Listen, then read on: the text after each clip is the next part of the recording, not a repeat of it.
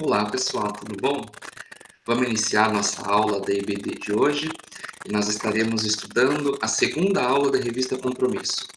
A gente, ao longo dessa revista, vai estudar a doutrina bíblica da oração e na aula de hoje nós vamos falar sobre a oração e a queda. Mas só para a gente recapitular, na aula passada a gente já falou sobre o que é a oração. Nós vimos, por exemplo, que a oração é o esforço intencional, concentrado, regular, que visa criar um espaço para Deus em nossas vidas. E hoje nós vamos falar sobre a queda, o que é que esse evento implica na oração. Mas antes da gente entrar propriamente na aula, vamos ler o texto áureo proposto para a lição de hoje. Ele está no livro de Gênesis, capítulo 3, versos de 8 a 10, que diz assim: Ouvindo o homem e sua mulher os passos do Senhor Deus, que andava pelo jardim quando soprava a brisa do dia, esconderam-se da presença do Senhor Deus entre as árvores do jardim. Mas o Senhor Deus chamou o homem, perguntando: Onde está você? E ele respondeu: Ouvi teus passos no jardim e fiquei com medo, porque estava nu. Por isso me escondi. Nós vamos discutir um pouquinho mais sobre esse texto no decorrer da aula e vamos conseguir entender um pouquinho melhor por que a gente está lendo ele, tá? Mas vamos então entrar na nossa aula. Vamos entender a relação entre a queda e a oração. A oração é a experiência primordial do ser humano. Antes mesmo do homem conversar com seus semelhantes, ele já conversava com Deus. Ele já tinha a oração. Porém, hoje já não é mais assim. Após a queda, após a expulsão do homem e da mulher, de Adão e Eva, do jardim do Éden, a oração passou a ser algo que exige um grande empenho, um grande esforço, um esforço de todo o nosso coração. E Deus mesmo diz isso através do profeta Jeremias. A gente vê lá no capítulo 29, no verso 12 e 13, essa questão. Deus está falando: Então vocês clamarão a mim, virão orar a mim, e eu os ouvirei. Vocês me procurarão e me acharão quando me procurarem de todo o coração. Aqui a gente vê essa questão de que a oração exige um grande empenho, um grande esforço de nós. E por que isso? Por que a oração exige todo esse empenho? A resposta é por conta da queda. A queda é o momento onde houve a separação, a ruptura entre Deus e o ser humano. É o momento onde o ser humano decidiu tirar o centro decisório da sua vida, que era baseado em Deus, e colocar essa decisão baseada em si mesmo. Passou a decidir as coisas segundo sua própria vontade, e não segundo a vontade de Deus. E a gente consegue entender essa questão através desse trecho do livro de Gênesis. Lá no capítulo 3, verso 1 a 7, está escrito assim, ó. Ora, a serpente era o mais astuto de todos os animais selvagens que o Senhor Deus tinha feito. E ela perguntou à mulher: Foi isso mesmo que Deus disse? Não comam de nenhum fruto das árvores do jardim? Respondeu a mulher à serpente: Podemos comer do fruto das árvores do jardim, mas Deus disse: Não comam do fruto da árvore que está no meio do jardim, nem toquem nele, do contrário, vocês morrerão. Disse a serpente à mulher: Certamente não morrerão.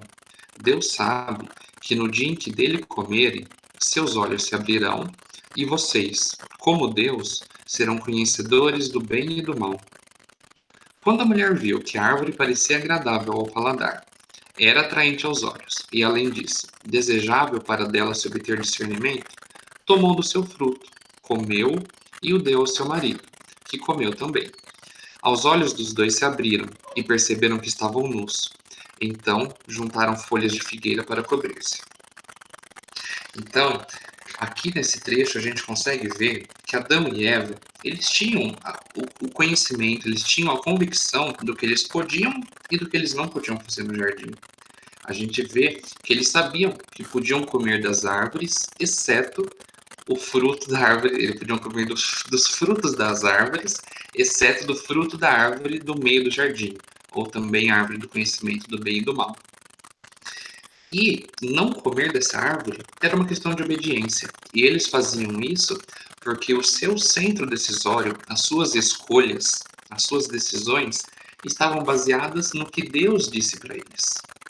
Porém, quando Satanás ele veio e ofereceu uma proposta a Eva, uma proposta diferente, a gente vê que, através da serpente, essa proposta era mudar o centro decisório. Então, antes, obedecer o que Deus tinha ordenado, era talvez algo que não era tão agradável a eles. E Satanás ofereceu eles mudarem os centros decisórios para eles mesmos, decidirem através da sua própria vontade. E aí a gente vê que a partir do momento que Adão e Eva decidiram isso, eles mudaram o centro decisório de suas vidas, e a partir disso houve o pecado, houve a queda, e a oração passou a ser algo que exige muito esforço. E a gente pensa, por que a oração é um desafio? A gente vê que muitas pessoas têm essa dificuldade, por quê? Porque instintivamente nós passamos a tentar nos esconder de Deus. Ou seja, muitas pessoas, por instinto mesmo, acabam querendo se esconder de Deus, porque Deus passou a ser visto como uma figura que inspira medo. E a gente tem, por exemplo, no versículo 8 a 10 do capítulo 3 de Gênesis, um trecho que nos ajuda a entender essa questão da tentativa de se esconder de Deus. A gente pode ver ler o texto. Ouvindo o homem e sua mulher os passos do Senhor Deus, que andava pelo jardim quando soprava a brisa do dia, esconderam-se da presença do Senhor Deus entre as árvores do jardim. Mas o Senhor Deus chamou o homem, perguntando: Onde está você? E ele respondeu: Ouvi teus passos no jardim e fiquei com medo, porque estava nu, por isso me escondi. A gente vê aqui que Adão, após pecar, ele passou a ter medo de Deus. E às vezes acontece isso com a gente também, nós passamos a ter medo em algumas situações. Mas a gente tem que saber, pessoal, que a oração e o medo, eles não combinam. Ou nós oramos, ou nós nos escondemos de Deus. Não tem como fazer as duas coisas. E nós temos que ter a plena convicção de que nós podemos confiar em Deus, nós podemos nos abrir para Deus e nós entendemos, nós descobrimos a nossa verdadeira identidade quando nós conversamos com Deus, ouvimos a sua vontade, ouvimos a sua palavra e nós entendemos realmente quem nós somos. Uma outra questão de que a oração passou a ser um desafio é porque muitas vezes nós passamos a ter dificuldades de aceitar a nossa parcela de responsabilidade pelos nossos erros. Ou seja, a gente erra, mas a gente não assume a responsabilidade pelo erro. E foi assim também com o primeiro casal. A gente vê aqui do verso 11 e 12 do capítulo 3 de Gênesis. Esse trecho nos ajuda a entender essa questão. E Deus perguntou: Quem disse que você estava nu? Você comeu do fruto da árvore, da qual eu o proibi de comer? Disse o homem: Foi a mulher que me deste por companheira que me deu o fruto da árvore, e eu comi. Então aqui a gente vê Adão passando a responsabilidade do erro dele para a mulher. E com a gente, às vezes, muitas vezes é assim. A gente passa a responsabilidade do nosso erro. Mas nós temos que saber que na oração, nós não temos que passar a responsabilidade para ninguém. A responsabilidade por ter errado é nossa. E nós temos que assumir essa responsabilidade perante Deus. E por fim, uma última questão de que a oração passa a ser um desafio é porque nós passamos a nos ver como vítimas das nossas circunstâncias. Então, as circunstâncias ao nosso redor que acabam comprometendo a nossa decisão. E com Eva foi assim também, a gente vê aqui, no capítulo 3 de Gênesis, versículo 13. O Senhor Deus perguntou então à mulher: O que foi que você fez? Respondeu a mulher: A serpente me enganou e eu comi. A gente vê Eva dando a desculpa de que a serpente a enganou e ela comeu, colocando a culpa do erro na circunstância. E não deve ser assim, pessoal. Muitas vezes a gente tenta culpar as circunstâncias, mas a circunstância não é responsável pelo nosso erro, e nós somos os responsáveis pelos nossos erros. Nós temos que entender que as circunstâncias ao nosso redor não devem ser decisórias para que nós erremos. Então, é muito comum a gente ter essa questão, né? A gente tem circunstância que está envolvendo a gente e aí por isso a gente não consegue resistir. Mas não, a gente tem que entender e durante a oração nós temos também que ser sinceros e sabermos que a circunstância não é uma justificativa para o nosso erro. Existem sim muitas circunstâncias que são impostas para a gente. Por exemplo, os nossos pais, o país onde nascemos, a nossa língua, ou então questões ambientais, tragédias, guerras. Tem muitas coisas que nós não temos o controle, mas nós podemos reagir perante elas.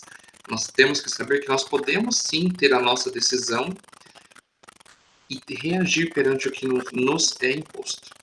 O próprio Jesus ele ensinou isso. Ele ensinava aos seus discípulos que era possível eles tomarem o controle da sua vida, tomarem o controle das decisões e colocarem essas decisões em Deus.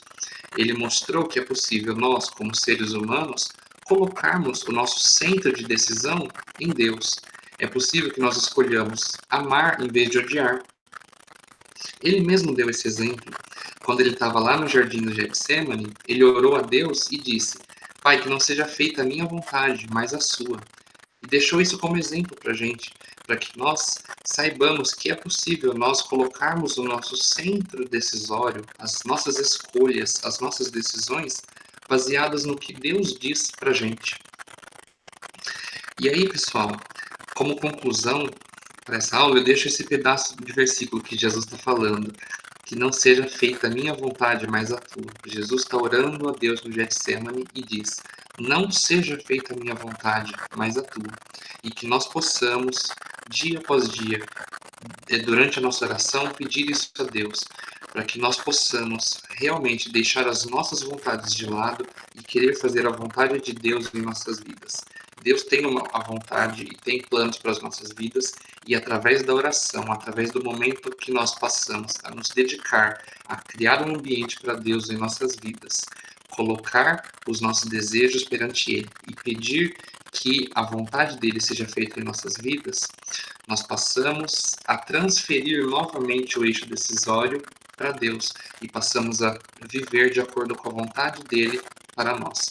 E que nós possamos, durante essa semana, ter isso em mente, que nós saibamos que as circunstâncias, que a responsabilidade dos nossos erros são nossos. Nós temos responsabilidade pelos nossos erros e nós devemos ser sinceros perante Deus. Nós não devemos ter medo e sim nós devemos confiar em Deus para abrirmos nosso coração a Ele e pedirmos que não seja feita a minha vontade, mas a tua.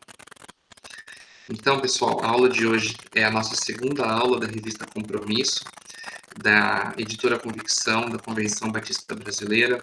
Você pode acompanhar a aula lá também, ela vai estar mais completa.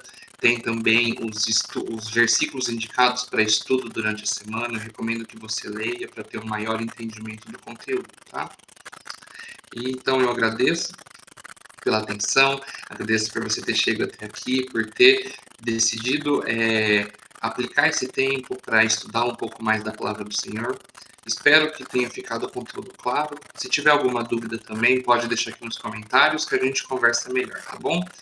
Deus te abençoe, tenha uma ótima semana e até a próxima aula.